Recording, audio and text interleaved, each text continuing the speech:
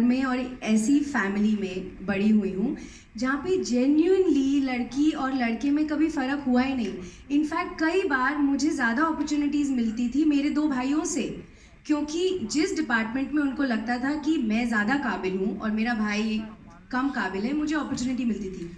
जब से मैं यहाँ आई हूँ और इंडस्ट्री में या मीडिया की बातें सुनती हूँ, यहाँ पे बहुत एक women empowerment, equality, gender equality की बातें चलती हैं। I actually woke up to this just 10 years ago because I have come from the coolest household ever, जहाँ पे एजुकेशन में किसी भी डिपार्टमेंट में खर्चा सबसे ज़्यादा मुझ पे किया गया, क्योंकि मैं उस टाइम काबिल समझी जाती थी।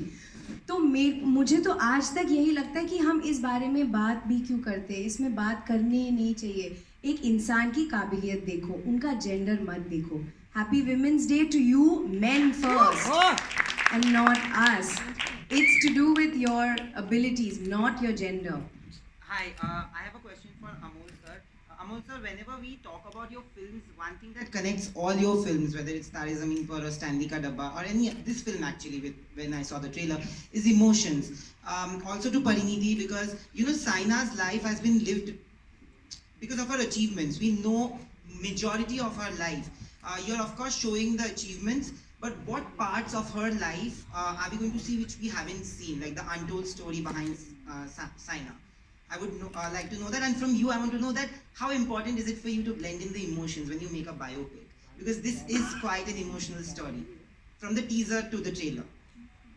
I mean, imagine. I mean, the quantity of emotion in a, in a life story where a simple lower middle class mother and father in Hisar, Haryana, bring up a girl who becomes a world number one. For me, that is the crucible of all emotions.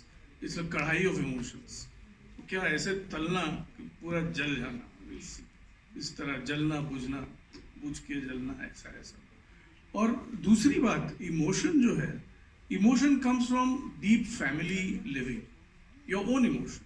तो मैंने कभी उसको बाजारू नहीं किया अपनी जिंदगी को। I am not standing in the market, मैं कोई प्रोडक्ट नहीं बना रहा। मैं I am passionate about films and I have a life partner who is more passionate than me, Deepa Bhatia. Women's day true. और मुझे बहुत अजीब लग रहा है कि वो वहाँ बैठी है, मैं इधर बड़बड़ाए जा रहा हूँ, जबकि आज विमेंस डे है। तो आपको उनको सवाल पूछने पड़ेंगे। पर टू आंसर योर क्वेश्चन, अगर एक फैमिली है और अगर वो फैमिली संतुलित है, हार्मोनियस है, तो the ups and downs of emotions can be recorded and observed and put on paper like a poet, or like a playwright, or like a lyricist, or like a filmmaker.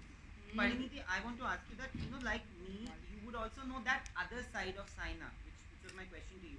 While playing the character and doing the film, what were the facets of Saina's life or episodes that you didn't know about?